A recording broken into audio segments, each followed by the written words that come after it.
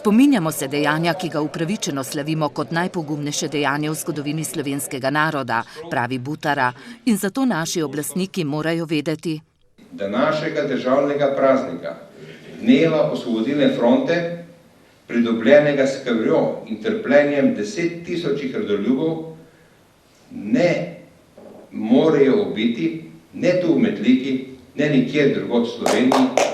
S partizansko pesmijo v izvedbi pevskih zborov in skupin vseh generacij so se v Metliki poklonili spominu, kot so dejali, na najpomembnejši dogodek v polpretekli zgodovini. Že dopoldne pa so namenu predali sončno elektrarno na strehi tamkajšnje osnovne šole, ki naj bi letno proizvedla dovolj energije za več kot 25 ekoloških gospodinjstev. Sončna elektrarna je eden izmed ciljev, ki smo si ga zastavili in sedaj smo ga tudi uresničili. To je prva sončna elektrarna na javnem objektu v naši občini.